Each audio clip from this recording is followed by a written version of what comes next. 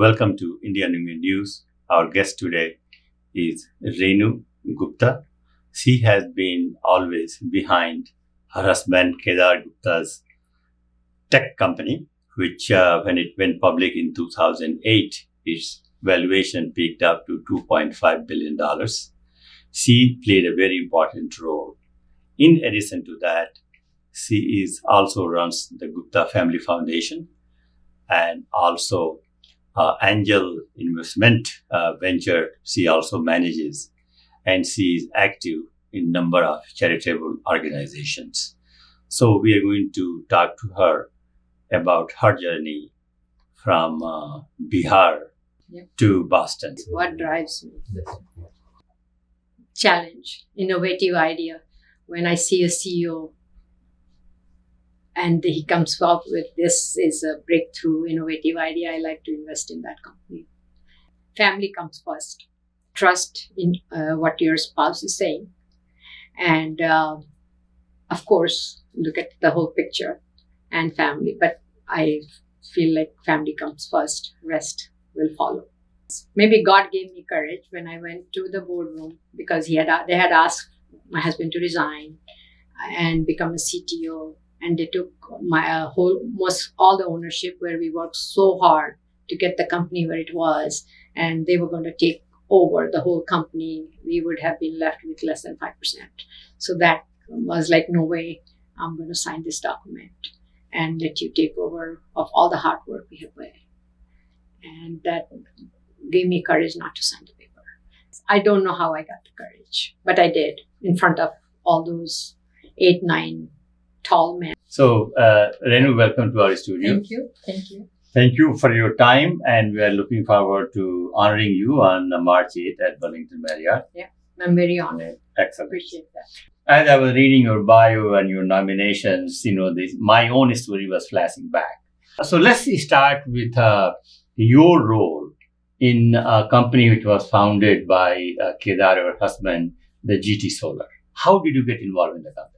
Well, when Kedar asked me, when he started the company, I was fully committed to real estate. I was doing almost 6-7 years into it. Mm-hmm. And what you were doing in real estate? I used to sell. Okay. Yeah, and mostly residential. Mm-hmm.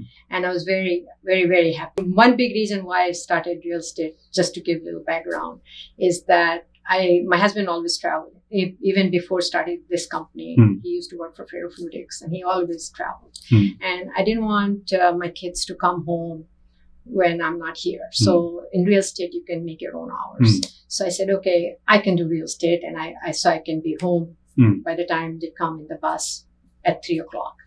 And I didn't think I will be, I was very, very happy with the real estate. And I was Rookie of the Year. And the year when Kedar asked me, that was my best year. But he said, Renu, can you help? Because we didn't have much money. And he said, oh, can you help me? I have an accounting background. So if you can, so I told my broker, Ron, that, okay, Ron, I'm just going for a couple months and I'll come back. And Ron still, I remember, said that, oh, Renu, you're not coming back. I said, no, I'll come back. And that was the start, because he was looking for some cheap labor. Of course, I'm not going to charge him. And so if I can just work in the finance and accounting, and I did all in a small company, you do everything, purchasing, sure. All little job. So I started with that. And where you paid full salary or no? Not in the beginning. We didn't have money. We started with $1,000, and we had a partner. Kedar had a partner, and John Talbot, and they both started. And then we said, okay, we'll work a couple months, let them start, and then we will leave, and they can hire people. And it didn't go that way. So you never left after that?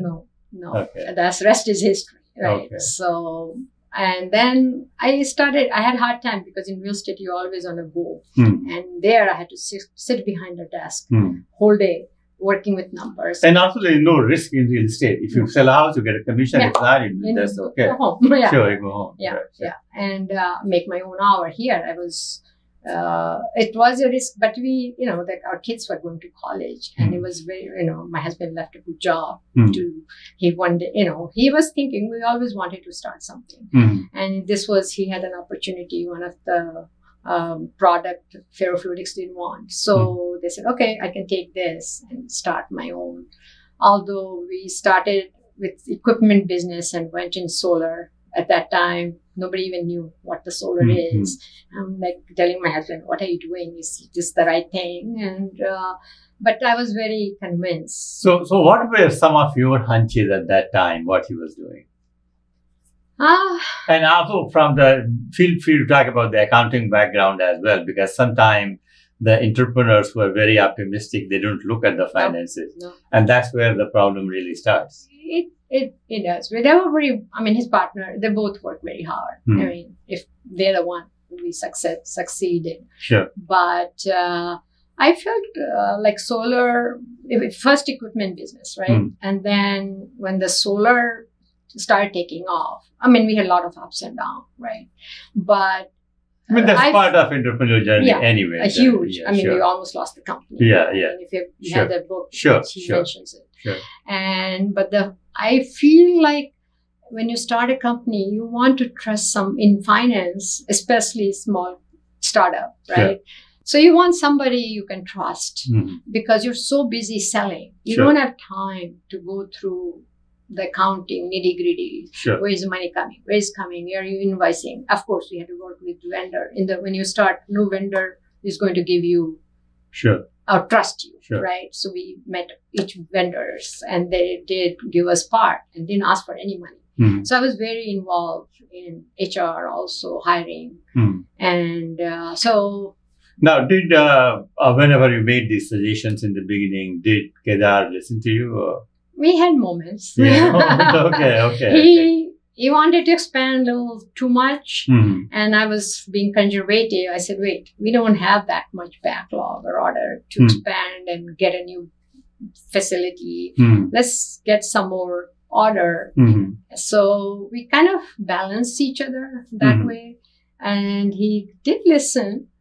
Had to convince him several times, but sometimes, we had nice hard discussions, but he did listen. That helped the situation. So now also, if you can talk also from your perspective, that you are a spouse at home, very well educated, have 2 kids. And you are not only thinking about the business and the growth, you are thinking about the whole thing together. Yeah. How did culturally impact, and what are the things the entrepreneurs should be really aware of that how important is that? It was hard. Balancing, especially if you have all our customer was in Asia or Far East, and it's going China, and it's not like you're going one day coming back. And I had kids at that time. They were in high school, and one was in middle school. And to balance that, and still, one part I felt, that people, you got this job, come have lunch, take off, go, leave early, don't go tomorrow. It doesn't work like that. It's like, I felt a little bit that people might think that I inherited this job and I had to give more than 100%. And I used to work longer hours and in between balancing the family. And then you had at one time about 200 people working for Solar. Yes. And you had to manage the accounting and everything. I had help. You had some help, but you were basically... I was overseeing all the things. Yeah. But as you get bigger, I feel like then you have more player. We had a CFO. So I didn't want to... like when you have outside investors, they look at differently if husband, wife, both running. I felt that was a little bit I didn't complain about it, but I felt a little unfair, like, okay, husband, wife running. So I always step back that, okay, he has to run the business and I don't want to be CFO anyway. So the CFO comes in and they take over, but they never were rude to you, but I felt a little bit like, why do I have to give up this? Sure. Yeah, absolutely. I brought it where it is. Now this guy comes. He was very good. I should say, unless he took us public and all that. And it was very good. But it's just for a minute you think, and I didn't have the same experience he had brought in to the company. Sure. And especially and we have a lot of outside investors too. So now I'm looking at the entrepreneurship from your point of view, from eye of a spouse who changes her career, who wants to make husband succeed, same time. So if I'm starting a company today, I'm in my early 20s or 30s, and what will be some of the advice you will give? My advice is, the whole family, of course, is involved, and definitely consult with your wife and see how much she can help. But if wife has another career, I was able to. I was going in medicine, and I left that when I came to this country. I went in accounting because my kids were young, and I couldn't leave them. I didn't want to leave them and take care. So everybody has different mindset, I think. My thing was I put family first, and my advice, of course, get a partner who really believes in you or trusts you. Like Kedar had a very good partner. He blindly, like one time, our investor almost took the whole company. I still remember that day. We built a big building and we moved in, and SAR hit, and SAR was in China, and all our business was in China. So they put everything on hold. So the investor had put in the money in the company, and they of course looking for their own. Sure, of course. Sure. So the valuation just few months back was 40 million, and they slashed it to 8 million because we couldn't ship anything, and our vendor was looking from everybody. Crazy. So they asked, we had a big boardroom. I still remember that part. And they asked, I don't know if this helps or not, but I just remember that experience that they asked Kedar to resign, took most of the ownership. We had left less than 5% ownership, and we worked so hard to bring this company at this point. And so Kedar resigned, came out of the meeting, and I'm like, what happened to you? And I had to sign the paper because I was part of the ownership. So I said, what happened to you? He goes, well, this is what happened. So I went in, I had to sign the paper, and I'm like, why should I sign this? And I had to put in some money, of course, as part of my investment. So I didn't sign that paper. I don't know where I got that courage with all these big, tall guys standing in front of me. And I'm like, what do you mean you don't want to sign it? So how many people roughly were in the room? How many people were in the room? Oh my gosh. Maybe 7 or 8. 7, okay. Yeah, because there were banker, investor, auditors, and Kedar stepped out because he had to resign. He was becoming a CTO. I said, why should I sign? Go shut. And they were going to say, we're going to shut the company down. And the biggest part, my daughter was getting married within a few weeks. So I'm like, oh my God, everything was happening sometime. I will never forget that. So I didn't sign the paper. And came out, I don't know, I did get the courage not to sign the paper, came out, and I asked Kedar, I said, okay, let's work. And that's when he went to Taiwan and got the big 14 million or some order, and customer, no question asked, gave us 5 million, which took the investor couldn't believe. They thought it would cave in. And so when you said no, what was the reaction of the investors? They said, we're going to close the company next week because we didn't have money. If the customer didn't help us and gave, and even the bank pulled the plug. That time the bank was going through some cut down, and they had put us in workout. So we had no credit line because we used to ship machine, get advance, put standby letter of credit, so we can get parts, build the machine. So everything was frozen. So it was, they didn't believe, but Kedar and John, they did go and get the order. If they had not got the order, we could have been in trouble for what I have done. Okay. And he was worried about also. So one advice is that if you get a partner, have a good partner, trustworthy partner. Yes. What and go with your gut. If you have we had a good product. So if you feel that helped a lot. If you have a good product, if you can pull it, don't give in to investors. Okay. I don't know if that makes sense or not. But for us, it did make sense. And the guts is the second one. So now let's talk about, you mentioned that before switching to accounting, you wanted to have a medical career. So that must have been in India. Yes. So let's talk now about Actually, India. when I came here also, Hmm. I got married in 75. Hmm. And in 77, I was blessed. I was pregnant. So I couldn't right away. Hmm. It took me some time, especially where I was from. We had English language, but we never talked in English. So Sure. I had to learn all that. And you were from Bihar, right? Right, I'm from Bihar. Sure. Right. Hmm. So even the college I went to was not accredited here. Hmm. So I said, okay. So And what did we study there in Gaya? I was science. You were science student. Okay. And then here, so my daughter was only 6 months old when I joined a college here. But when I went to go to science, they asked me to come daytime at that time. There was no evening classes or weekend classes. Okay. And I didn't want to leave my 6-month-old kid to daycare, and I don't have that kind of money. Sure. Okay. So you come here again enrolled to So I study changed. science. Instead of science, I went to accounting. because I could do evening classes You could. or weekend classes. Okay. So I changed my career. Okay. That. Yeah, okay, excellent, very good. Now, you have this the Angel Venture group, which you take a very active role in that. Yeah, RKS Venture. RKS Venture, yes, RK Ventures. RKS Ventures. Yeah. Okay. Don't ask me how we came up with that name. Okay. So RKS Ventures, and what is role there, and how we do angel investing in any any very good innovative technology. Okay. And we do very small, in the beginning. We do second, third round, depending. We have by now, I think 35 or more investments. One of the example I can say, we really like to do what we went through. We feel like this is the way to give back. And you have a lot of experience, Yeah. so you can really help. So we try. Sure. Kedar likes. And so one example I can say, the guy, CEO, we met the CEO. We look in CEO, how excited he is with what he done. And the CEO, and nobody cuts the first check. So he was looking, he met us, and he presented what he's doing. And we saw really he's so excited about this, what he wants to do.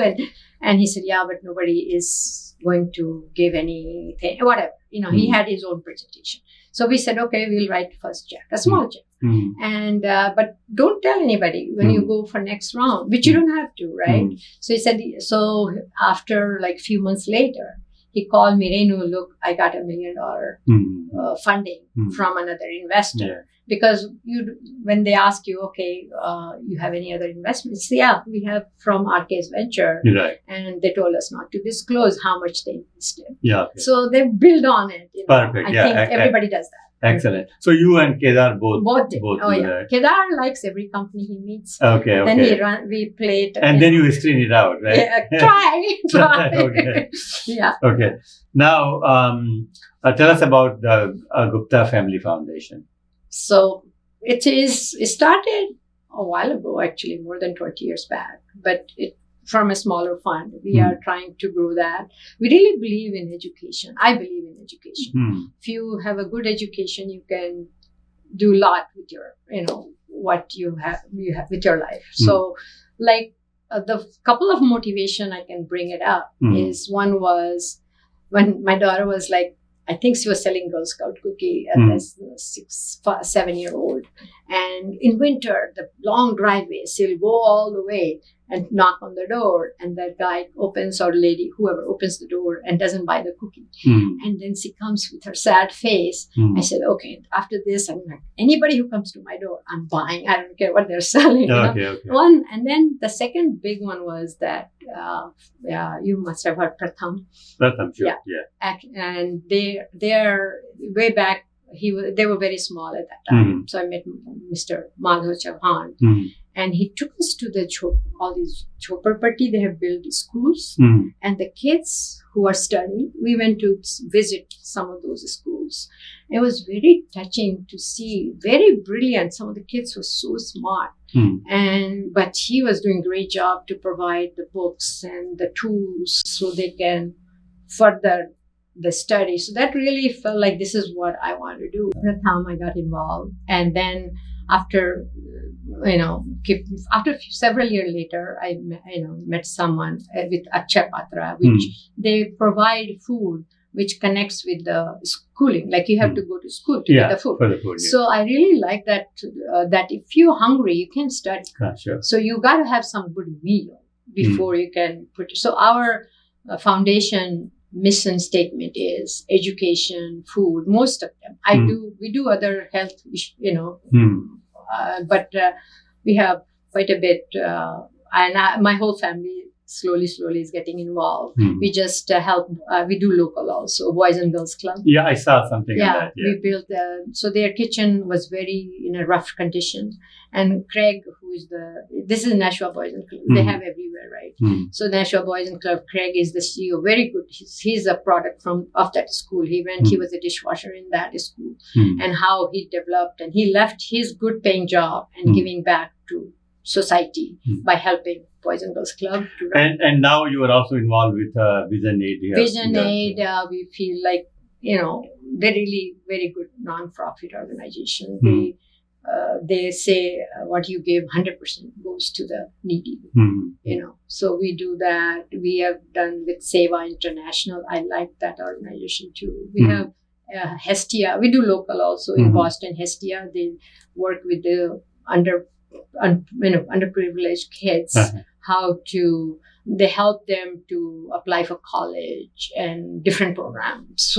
So I try very much with education, but we also have given to medical, like we have done with Boston Eye Ear and Boston Eye Ear. I'm saying it wrong. Yes. And I can name several. Okay, perfect. Yeah. There is a Pardadi. They're in actually not near Lucknow. They believe in the education for the girl. A lot of, in UP, they are located in UP, near Lucknow.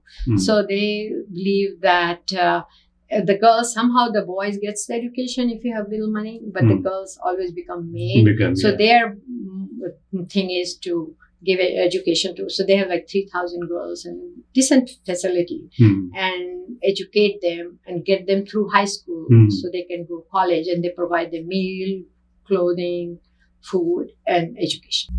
So now coming back to where we started, someone who has really, you are not part of the starting, but you have worked in the company, but at the same time, your role was not as really the CEO and the founder and the entrepreneur, but you must have worked some of the nonsense of the entrepreneurship.